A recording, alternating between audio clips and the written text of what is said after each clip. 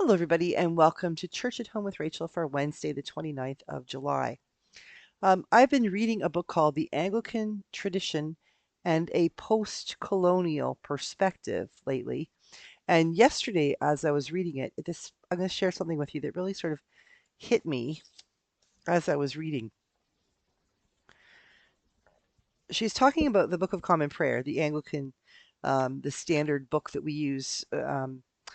Most churches around the world, Anglican churches, refer to it as Book of Common Prayer. In Canada, we have the Book of Common Prayer, the BCP, and we also have the Book of Alternative Services, which is the more up-to-date contemporary version. But in most places, the Book of Common Prayer is kept up to date. But she's talking about the impact of the actual Book of Common Prayer, its creation by Thomas Cranmer and others back in the beginning of the church in the 1500s, and then the way it's looked at since then. And I'm just going to, there's so much I could share, but I'm just going to jump in partway here. She says here, feminist scholars such as Gail Ramshaw have challenged the use of the images of the king and the kingdom of God in worship.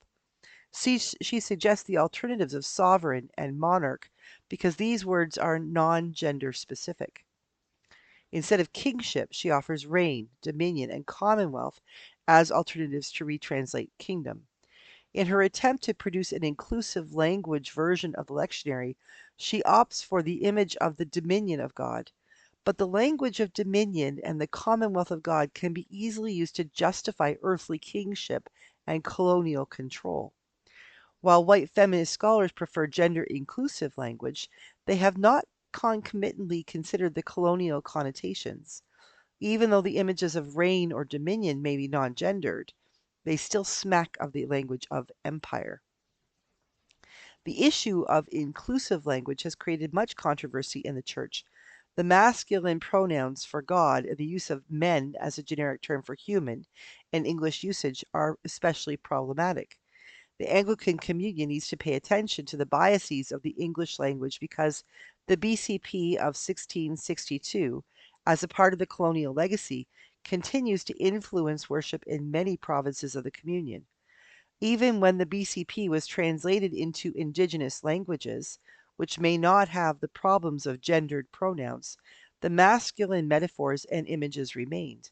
Sometimes these masculine images were further reinforced by androcentric biases in indigenous languages and concepts of the divine. Although there have been liturgical renewals to adopt inclusive language, many of these attempts were initiated by women of European descent without the participation of women in other contexts. The colonization process was closely related to the assumption of the superiority of the white race. The Episcopal Church's 1979 BCP is full of the imageries of light and darkness, some of which can be traced back to the biblical tradition. God is imagined as the eternal light chasing away the darkness, which is taken to be the symbol of danger, ignorance, or death. Be our light in the darkness, O Lord. The call for aid against perils. O send out thy light and thy truth. Introductory sentence, Morning Prayer 1. O God, the King eternal, whose light divides the day from night and turns the shadow of death into the morning. Call for renewal of life. The glorification of light and the denigration of darkness in the Bible and the BCP can be used to marginalize dark-skinned people and create false racial stereotypes. The use of light imagery is pervasive in the Church of England's common worship from Advent through to Candlemas. In white-dominated societies, people might erroneously associate light with dark whiteness and darkness with blackness. Mukti Barton, an Indian, Bengali, British Anglican biblical scholar who served as bishop's advisor for Black and Asian ministries in the Diocese of Birmingham, argues racism is perpetuated when the color black is used in negative and white in positive ways. She also notes that in some languages, such as her own Bengali, blackness and darkness are not synonymous, whereas the overlapping of the two terms is quite ambiguous in the English language. There's a lot there, but I found it incredibly, I was going to say enlightening, but here we're using that word again. Um, Incredibly helpful to recognize the very language that we use to express our faith, to talk about who we are, what we believe about God, can in itself, depending on the context, actually perpetuate problems. I was at camp last week and I was referring to something and I caught myself about to refer to the white hats and the black hats. And working with First Nations peoples, especially First Nations kids, the recognition of how often when we were kids do we play cowboys and Indians, and the cowboys were always the heroes. The context that we live in, the ways that we talk about language, the ways that we have been influenced by society and culture. I mean, even just the movies that I grew up watching, John Wayne and the spaghetti westerns and things, they they imply certain things. They lay over they lay over a particular narrative certain things that are understood to simply be true, even if they're not technically correct. And so the language we use is important. I know that there are some people who get frustrated with me about, the non-gendered language or why do we have to worry about light and darkness and things like that. Well, the fact is, if you look like me, probably you don't have to in your own context. But when you have the job that I do and you're reaching out to people who don't look like you, like for instance, here in this cathedral, that's my office. I'm sitting in my executive archdeacon's office right now to record this, but in my office in the cathedral, there is currently, as I record this, a whole group of people from all over the world with Westman Immigration Services who are having a day camp, and none of them look like me. And if we were to talk about light and darkness, totally different concepts when you're looking at a whole room of people who are dark skinned or darker skinned. The way that we talk about good and evil, the way we talk about brightness and darkness, there's an implication that darkness can be bad. And the fact is that no, a lot of good happens in the dark. The Egyptians were routed by the Hebrews in the dark. Um, Jesus presumably was born in the night. There are all kinds of beautiful things that happen in the darkness. And yet, we tend to use language that elevates the light and denigrates the dark. The white hats are the good guys, the black hats are the bad. Well, if you live in a world where your skin is darker, how might it feel for you to read language that was written by lighter skinned people for a context that was good for them? But you can't just simply pick it up and overlay it.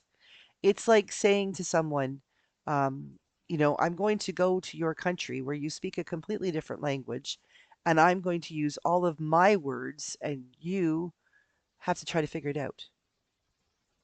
Like counting. I remember in Italian, uno, duo, tre, quattro, cinque, sei, sette, otto, nove, dieci. Now I probably screwed those up. It's been a lot of years since I took Italian.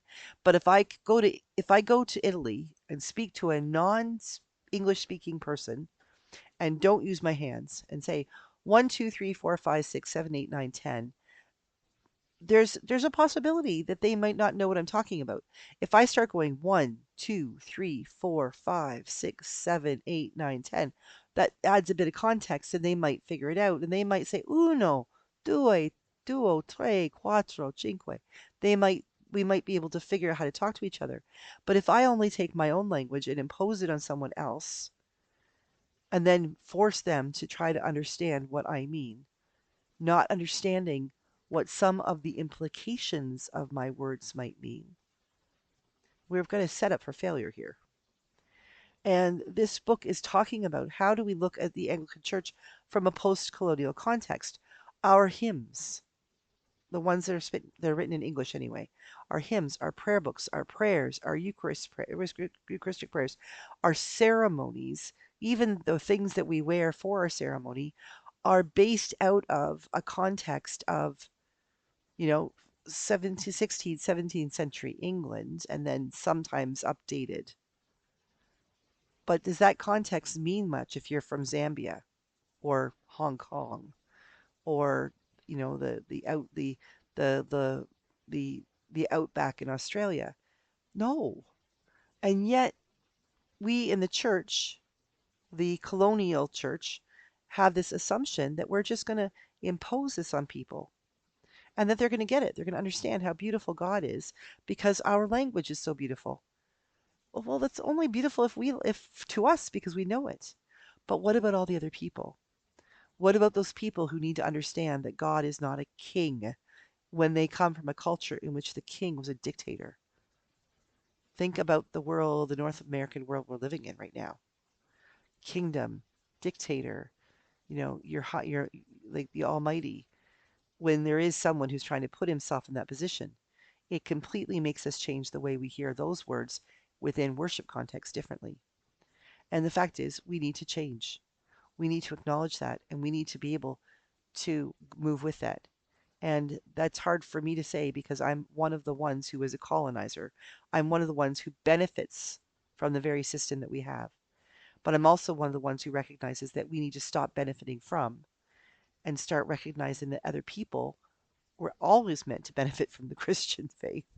And the best way to help them benefit from that is to help them to acknowledge it and live in it and learn in it and experience it as if Jesus was right there in their midst. Not the Book of Common Prayer was right there in their midst, but as if Jesus is in their midst, which he is.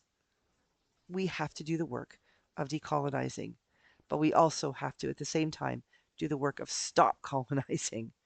We have to learn in our own context to take that stuff out and learn to live in a new reality, but we also need to learn to stop sending it over here to other people as well.